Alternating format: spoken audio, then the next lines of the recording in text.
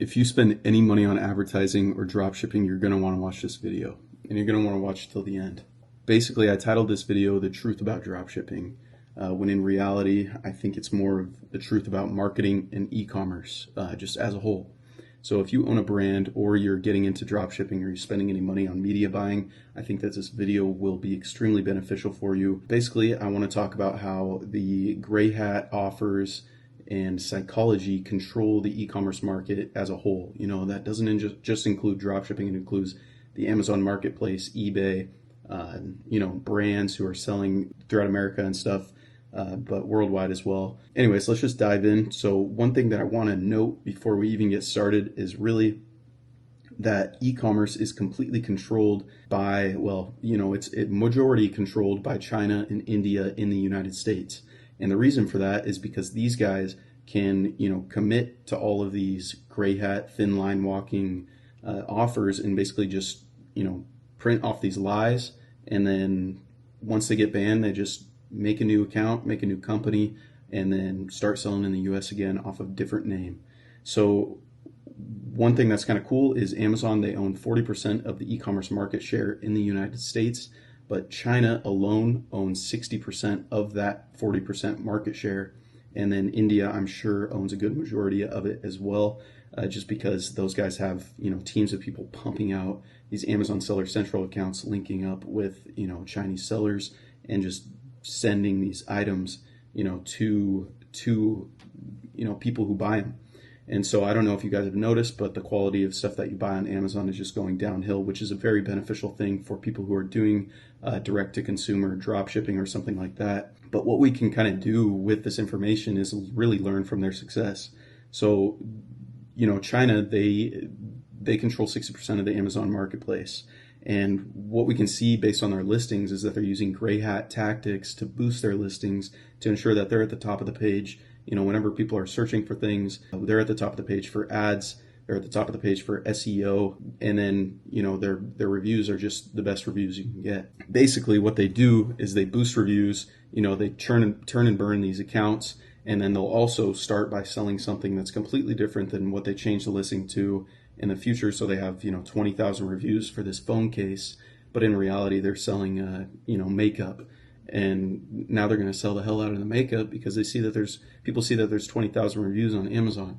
And Amazon reviews are a bit tougher to fake because their verified purchase does link directly, their verified purchase badge does link directly with their, listings, people buying them. So anyways, they'll boost the reviews by offering people a $10 Amazon gift card, when they buy something, which is totally against Amazon's policy, but it is boosting them to the top of the page. And if they get caught for it, banned, they'll just start selling on a new account.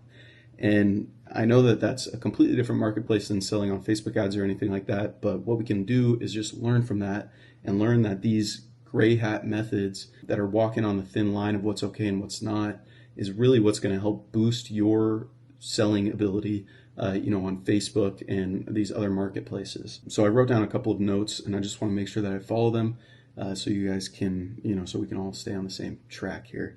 Otherwise, I'll just start yapping about this because I'm really passionate about it. I really like looking into all these different companies who are, even Dick's Sporting Goods does, you wouldn't expect it if you're from the US. It's just a regular retail chain store. But on their website, if you dig into their website, using Ahrefs or some other software, you can see what black hat methods they're using to boost their SEO, which is really interesting. And it just kind of confirms that, as a smaller business, you do need to kind of bend the lines a little bit so you can compete with those guys. A lot of these guys, who sell these brands and stuff, they start with affiliate marketing.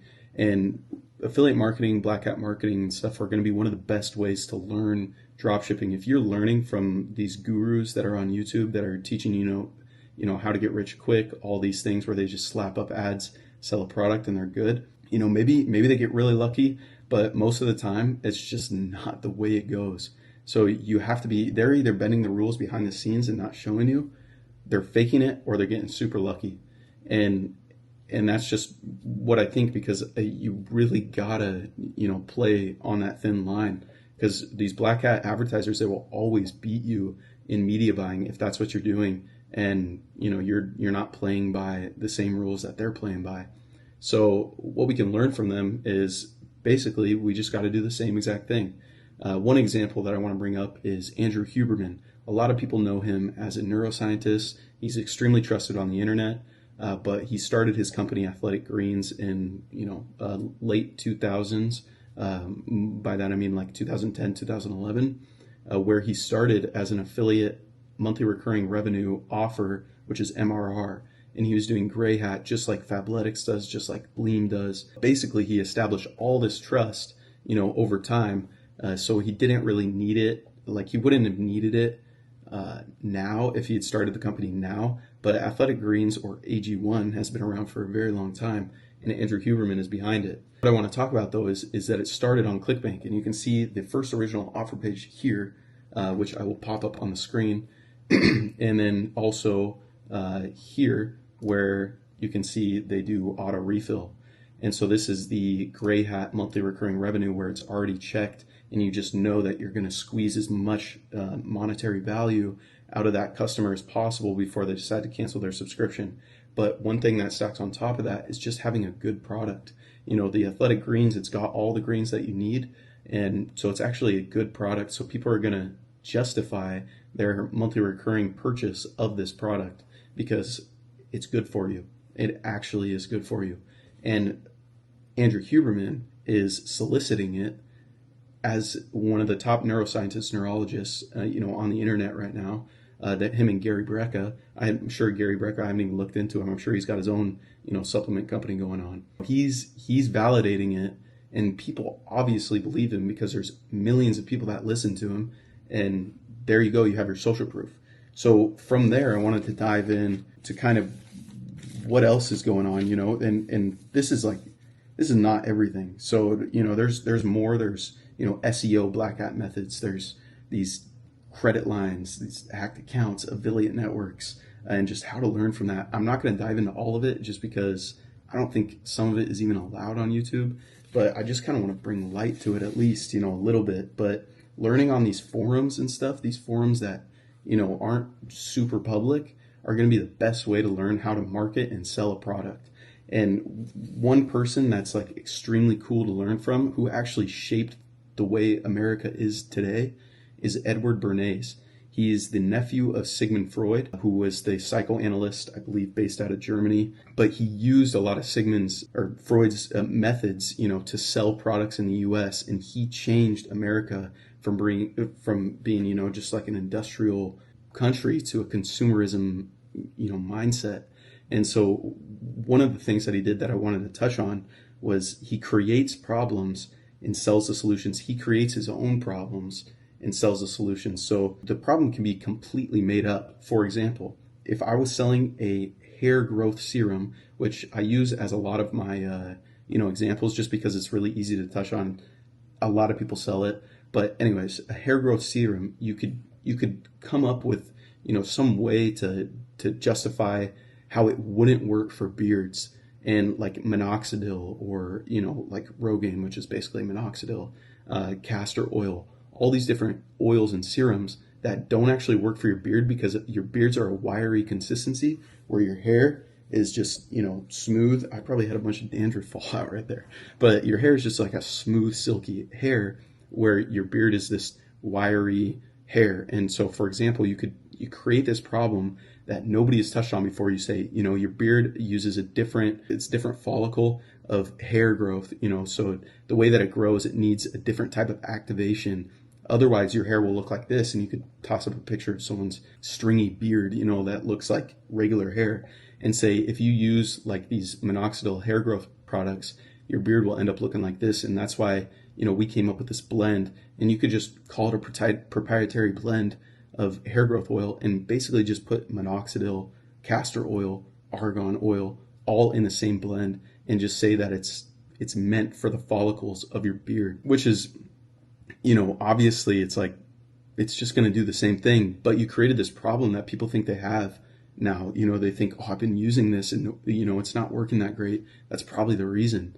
I need to get this item, and then get a bunch of social proof of people validating it, just like Edward Bernays did to get women to start smoking cigarettes in the US. So what he did was you know, it was taboo for women to smoke cigarettes. And what he did was basically he started a march, or there was like this march parade going on. And he hired a bunch of women to go out through the parade and just start smoking cigarettes during the parade. And then he got the media companies to all cover it and say, wow, look at these women just expressing their, you know, rebellion against traditional gender roles. And they're just so free, you know, they're really expressing their freedom. And so this went viral, obviously, in their media, or what they like to say propaganda back then was basically word for media. This went viral, and all these women are like, oh, I want to express myself too, so I'm going to smoke too. You know, and then all of a sudden we get all the women to start smoking. And he did the same exact thing for the American breakfast, where he basically talked about how eggs and bacon great for a nutritional day, when in reality you don't need breakfast at all. Our bodies are primal; they're made to hunt, and so you know when you're hungry, yeah, you're kind of in that hunt mode. I know this might sound crazy, but you know, you work like 10 times harder when you're hungry because your body like turns into hunting mode. It's time to hunt, you know. So you're just gonna work harder because you automatically have that switch flipped. I don't know. It seems to work for me. I don't eat until about 6 p.m. every day. But anyways, that's totally off topic. Edward Bernays, he started this, you know, movement. He also did the same for milk, and you know, milk is good for you, but the processed milk that we drink is actually not as good as, like, you know, raw milk. Obviously, it doesn't have, you know, all of the vitamins, minerals, and all that stuff that you actually need from the milk. It's all processed out so they can make more money.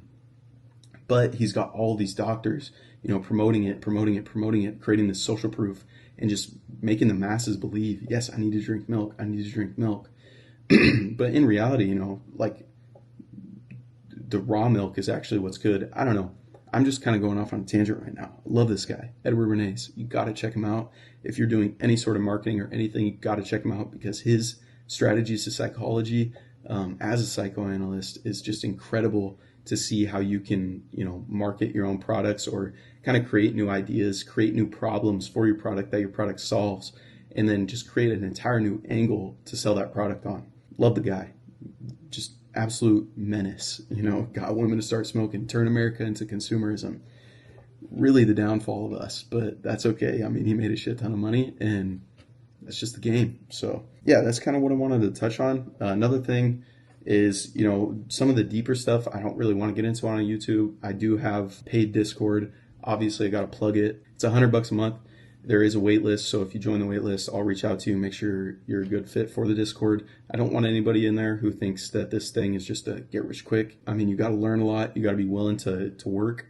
And I appreciate you guys watching. In a couple of weeks, I'll have a video out. I'm going to China in 13 days to go to the Canton Fair, where I'm going to, you know, basically do IRL product research. Just bought this new camera to do it with. I'm very excited. I think there's going to be a lot of really cool products there, you know, like the people who do High Smile, the thing that you put in your mouth. Their manufacturers are there. So that's just a cool example, but I think it's going to be a lot of fun. I do appreciate you guys watching. I hope that this video kind of opened up your mind to all the different possibilities that psychology could actually teach you, rather than, you know, just trying to sell something quick on an angle or something stupid like that. You just need to dive into the psychology of every single product, or your consumer for your product. You know, if you're selling like a makeup product for dark spots, you need to just dive into everything that person thinks about dark spots. And one way you can do that is really just taking all the Amazon reviews and then, you know, plugging them into Shoelix or whatever. I touched on this a couple of years ago with my first video, and how you can kind of create the different angles. But yeah, it's really interesting. It's a lot of fun to learn. So if you're really into this stuff, I definitely recommend checking out Edward Bernays. Shout out to this guy Robert for sending me him. I went on a fat binge of just watching all of his videos. Super cool guy. But yeah, that's pretty much it. Really hope this opened up your mind a little bit, to just show you kind of how much more there is to marketing, you know, like everything, you know, I mean, the boxes, the experience of the website, you know, everything has to tie together for you to sell more of it. And it all matters. Everything matters. So thanks for watching, guys. Hit subscribe if you like these yapping videos. But yeah, stay tuned because we're going to be doing that China vlog here pretty quick. Thanks for watching.